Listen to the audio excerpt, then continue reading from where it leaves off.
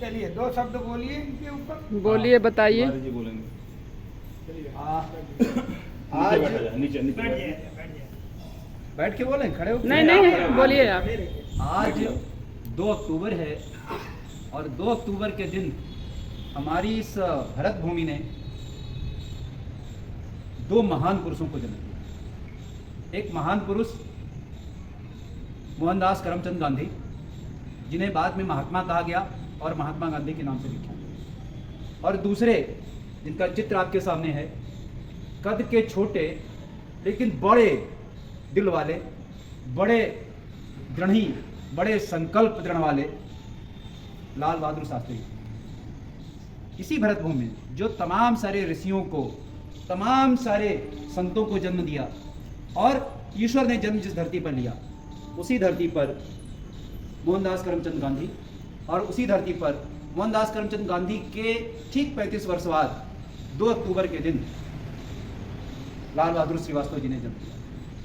मैं श्रीवास्तव इसलिए कह रहा हूँ, जैसा अभी मैंने बताया कि जब जन्म लिए तो कायस्थ परिवार में शरद चंद्र श्रीवास्तव, इनके पिताजी का नाम था, जो विद्यालय में शिक्षक थे, और इनके बारे में जब ये मात्र 1.5 वर्ष के थे तब इनके पिताजी का स्वर्गवास हो गया। कुल 1.5 वर्ष की अवस्था, और 3 भाई बहन थे, 2 भाई थे, 1 बहन। ये सबसे छोटे।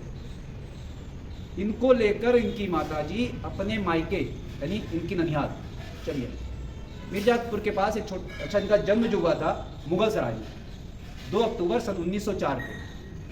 मैंने 35 वर्ष बाद बताया, 2 अक्टूबर 1869 में मोहनदास करमचंद गांधी का जन्म हुआ, और 2 अक्टूबर सन 1904 में इनका जन्म हुआ शरद चंद्र श्रीवास्तव के घर मुगल सराय में आपका जन्म हुआ।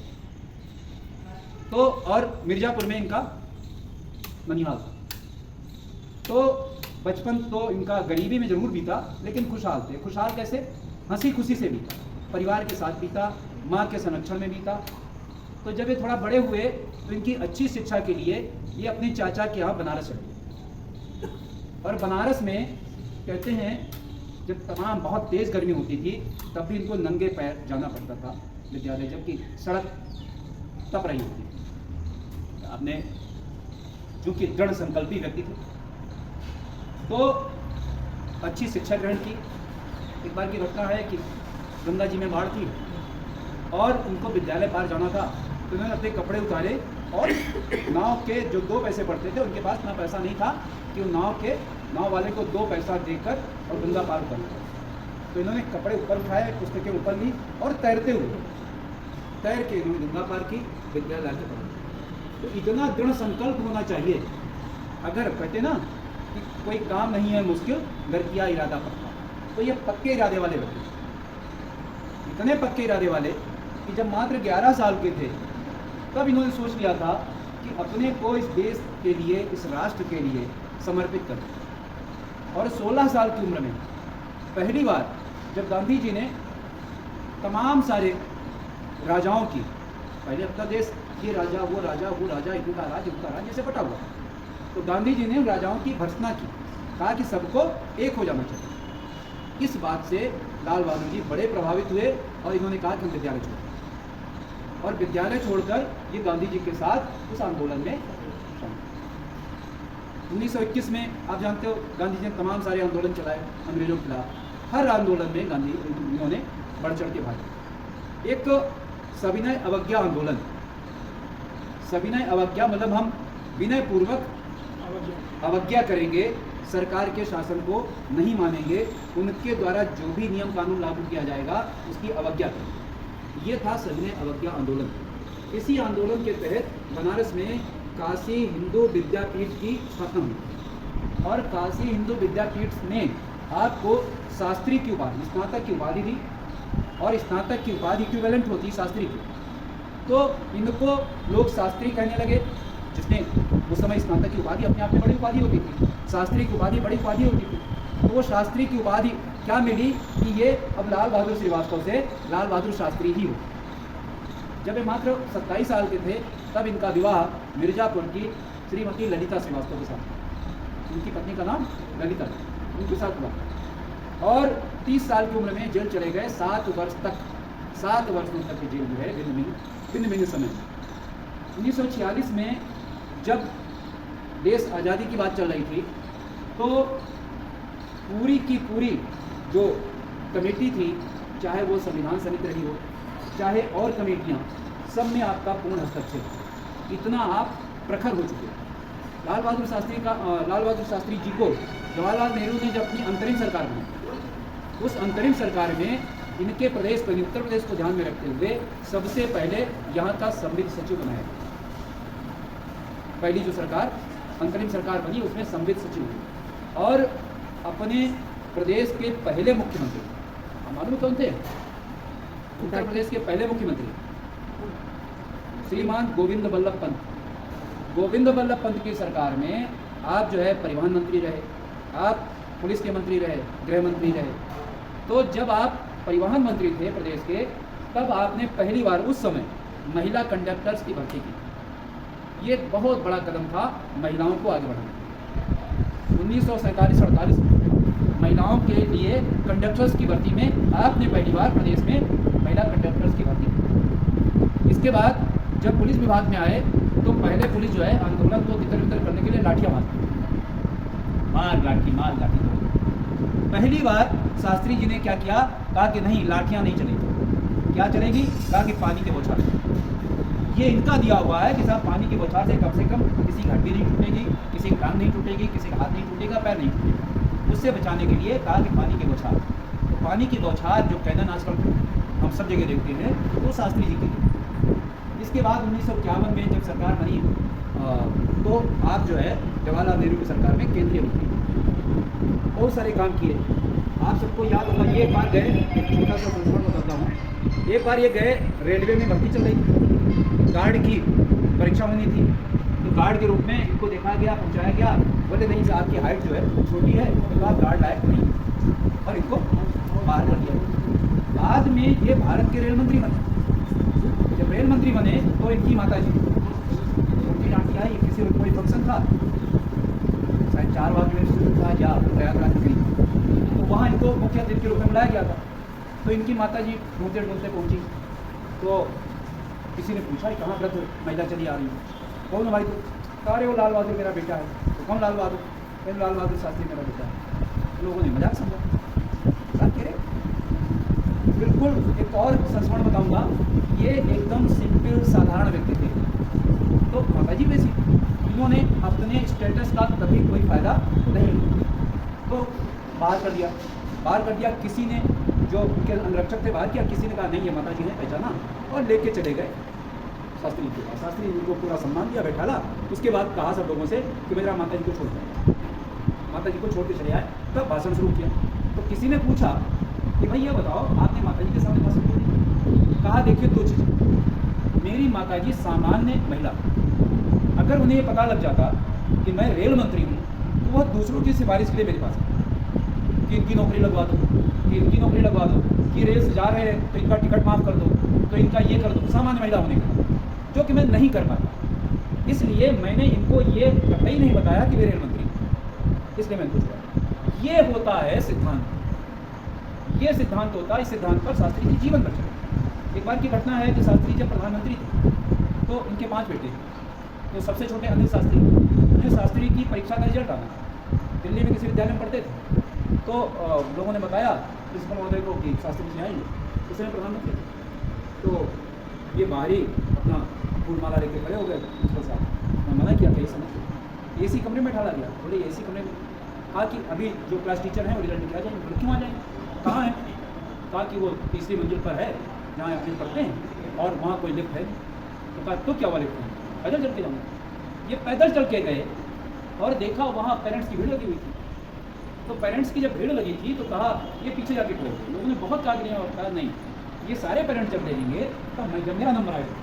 और पूरा 1.5 घंटा भारत का प्रधानमंत्री उस लाइन में खड़ा होकर तब अपने बेटे का वो रिजल्ट हो। ये थी इनकी सरलता। ये थी कैसे अपने यहाँ एक वो कहा जाता है कि simple living and high thinking, सादा जीवन उच्च विचार। ये प्रतिमूर्ति थे उसका। पूरा जीवन जब प्रधानमंत्री पद की शपथ लेनी थी तो आपके पास मात्र 2 धोती 2 कुर्ते और 1 धोती में पैबंद लगा हुआ। तो ललिता जी ने कहा कि आज तो दूसरी धोती ले लो। बोले नहीं, जब तक हमारे देश की जनता हम तो फिर भी कुर्ता पैजामा में, आधे से ज़्यादा जनता को तो वस्त्र ही नहीं नसीब है, वस्त्र छोड़ो रोटी नहीं नसीब है, तो मैं कतई अपव्यय नहीं करूँगा। कहते हैं कि एक बार अनिल शास्त्री को प्रधानमंत्री की गाड़ी छोड़ने चली गई, तो इन्होंने अपनी तनख्वाह से उतना पेट्रोल उतना डीजल कटवा दिया और सख्त हिदायत दी थी कि मेरे बेटे उसी तरह से जाएंगे जैसे सामान्य लोग। ये ऐसी सादगी, ऐसी सच्चाई और दृढ़ता कितनी। दृढ़ता, एक बार जब ये रेल मंत्री थे तो मुगल सराय में एक रेल दुर्घटना हो गई। उस दुर्घटना में 100 लोग घायल हो गए, 20 लोग मर गए। तो ये पहले व्यक्ति थे जिन्होंने रेल मंत्री होते हुए अपना रिजिग्नेशन सौंपा। तो इस पर जवाहरलाल नेहरू ने सदन में भाषण करते हुए कहा कि इनके जैसा दृढ़ संकल्प वाला व्यक्ति न तो है इस समय हमारी पूरी कैबिनेट में, न आगे कभी होगा। इनकी कोई गलती नहीं है, उस दुर्घटना में इनकी कोई गलती नहीं है, लेकिन फिर भी इस्तीफा दे रहे हैं। इसलिए नहीं दे रहे हैं कि इनकी कोई गलती है, बल्कि इसलिए दे रहे हैं कि सामने समाज के सामने एक आदर्श प्रस्तुत किया जा सके। और मैं इनका इस्तीफा इसलिए स्वीकार नहीं कर रहा हूँ कि इनकी कोई गलती, बल्कि इसलिए स्वीकार कर रहा हूँ, राष्ट्रपति महोदय से निवेदन करता हूँ स्वीकार करने कि एक आदर्श बन जाए लोगों को दिखाने के लिए। तो ऐसे लाल बहादुर शास्त्री को कुल 18 महीने आप देश के प्रधानमंत्री रहे। और जरा देखिए, लाल बहादुर शास्त्री से पहले पंडित जवाहरलाल नेहरू भारत के प्रधानमंत्री। 1962 में भारत चीन में युद्ध, 1962 में अक्साई चीन ने कब्जा कर लिया और भारत की सेना हार गई। उसके तुरंत बाद जब 64 में लाल बहादुर शास्त्री प्रधानमंत्री बने तो 65 में पाकिस्तान ने हमला बोल दिया, ये सोचते हुए कि छोटे कद का विनम्र व्यक्ति प्रधानमंत्री है, इस समय क्या कर पाएगा और हम कब्जा करेंगे। लेकिन 1965 का युद्ध याद करिए, अमेरिकी पैटर्न टैंक चले आ रहे थे और वो पैटर्न टैंक लाल बहादुर शास्त्री जैसा दृढ़ संकल्प व्यक्ति वाला दिल्ली की गद्दी पर बैठा था, मार मार के भगा दिया। अयूब खान 1966 में, भैया ताली बजाते जाओ, लाल बहादुर शास्त्री के लिए इतना किए हैं। अयूब खान जो पाकिस्तान का राष्ट्रपति था, जब ताशकंद गए समझौते के लिए तो उस पर अयूब खान ने दस्तखत किया और कहा कि मुझे नहीं मालूम था कि ये छोटे कद का दुबला पतला व्यक्ति इतना दृढ़ संकल्प था। लेकिन ये हमारे देश के लिए बहुत बड़ी हानि हुई कि 1 जनवरी सन 1966 को ताशकंद में संदेहास्पद स्थितियों में इनकी मृत्यु हुई और यहाँ बाद में कुछ दिन के लिए गुलजारी लाल नंदा, उसके बाद इंदिरा गांधी प्रधानमंत्री। खैर, वो राजनीतिक बातें हैं, लेकिन इस व्यक्ति ने, अब आप देखिए कि पूरा देश कितना मानता था।